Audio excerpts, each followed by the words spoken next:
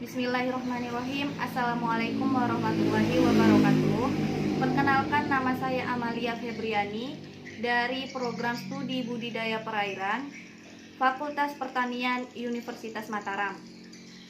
Pada kesempatan ini saya akan menjelaskan tentang apa itu global warming atau biasa disebut pemanasan global, terus bagaimana prosesnya, bagaimana dampak atau efeknya, dan bagaimana cara penanggulangannya.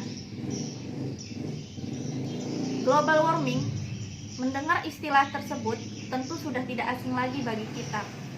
Sebuah istilah yang menjadi momok menakutkan bagi umat manusia. Tapi anehnya mengapa nggak ada yang takut?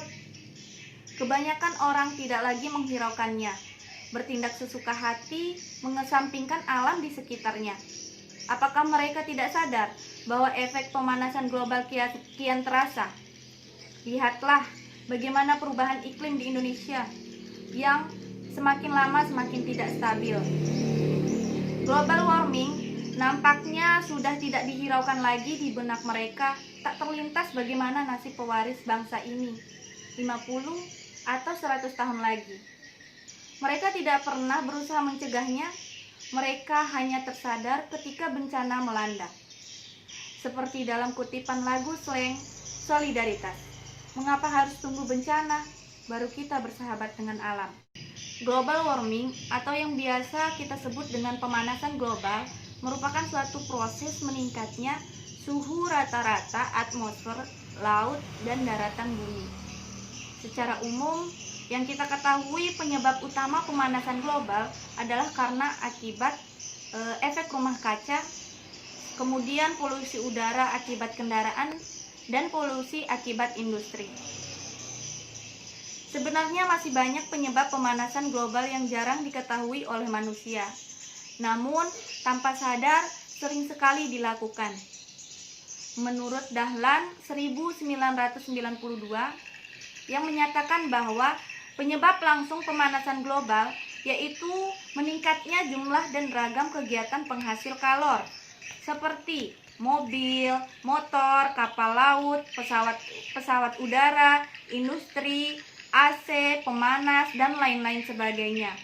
Penyebab tidak langsung yang mengakibatkan pemanasan global yaitu meningkatnya gas rumah kaca yang terdiri atas CO2 40%, terus CFC-nya ada 25%, terus CH4-nya ada 20%, O3-nya 10%, dan N2O-nya 5%. Global warming juga berdampak terhadap perubahan iklim yang mengganggu kehidupan makhluk hidup, di mana fenomena perpindahan musim yang terlambat, kekeringan, perubahan suhu yang ekstrim adalah beberapa hal sebagai dampak peristiwa ini.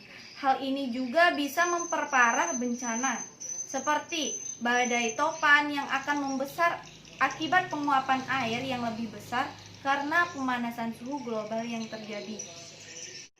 Adapun proses pemanasan global yaitu sebagian sinar yang masuk dari matahari itu diserap bumi dan sebagiannya lagi dipantulkan ke angkasa. Yang dipantulkan itu adalah cahaya atau radiasi inframerah, di mana radiasi yang masuk itu hingga 343 watt per meter persegi. Selanjutnya sebagian pantulan itu yang dari bumi diteruskan ke langit dan radiasi sebagian dipantulkan lagi oleh atmosfer ke bumi.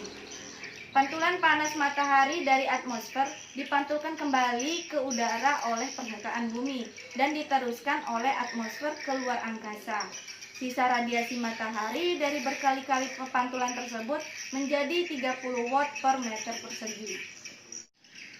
Karena adanya gas-gas rumah kaca seperti CO2, freon, dan lain sebagainya, panas tersebut justru malah terpantulkan kembali ke permukaan bumi.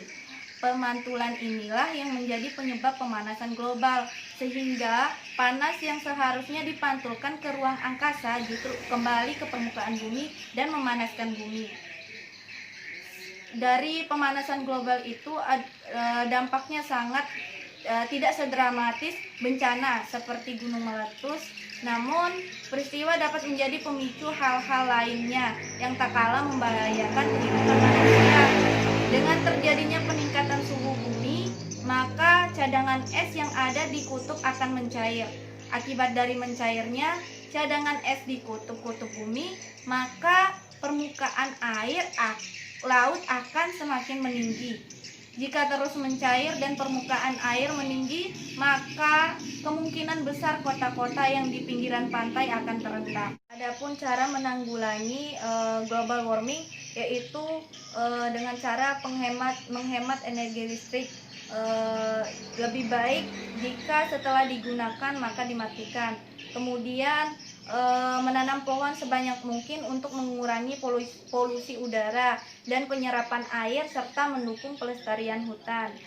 Kemudian ada juga dengan mengusahakan memilah sampah, sediakan tempat untuk sampah kertas agar dapat didaur ulang. Selanjutnya tampungan air hujan agar dapat digunakan lagi, baik itu untuk mencuci motor, untuk menyiram tanaman dan lain sebagainya.